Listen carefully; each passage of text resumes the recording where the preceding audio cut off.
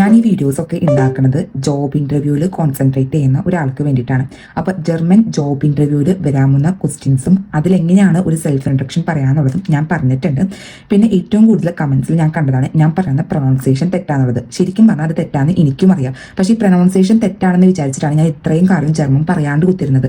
അതുകൊണ്ട് തന്നെ ഇത്ര പൊട്ട പ്രൊണൗൺസിയേഷനും ജർമ്മൻ പറയാന്നുള്ളത് മറ്റുള്ളവരെ അറിയിക്കാൻ വേണ്ടിയിട്ടാണ് ഞാൻ ഇങ്ങനത്തെ ഒരു വീഡിയോ എടുക്കാനും സ്റ്റാർട്ട് ചെയ്യാനും തുടങ്ങിയത്. സോ പ്രോത്സാഹിപ്പിച്ചില്ലെങ്കിലും നിരുത്സാഹപ്പെടുത്താതിരിക്കുക. പ്രത്യേകിച്ച് മലയാളികളിൽ മാത്രം കാണപ്പെടുന്ന ഒരു പ്രത്യേക അസുഖമാണത്. കാരണം ഞാൻ ജർമ്മനിയിൽ ജനിച്ച ഒരാളല്ല, ജർമ്മൻ പഠിക്കാൻ വേണ്ടി ശ്രമിക്കുന്ന ഒരാളാണ്. അതുകൊണ്ട് തന്നെ ഞാൻ ഇതേവരെ ഈ ഒരു വീഡിയോയിൽ പറഞ്ഞ ഞാൻ ജർമ്മൻ ടീച്ചറാണ്, ഞാൻ പറയുന്നത് പഠിക്കണം ഞാൻ പറഞ്ഞിട്ടില്ല.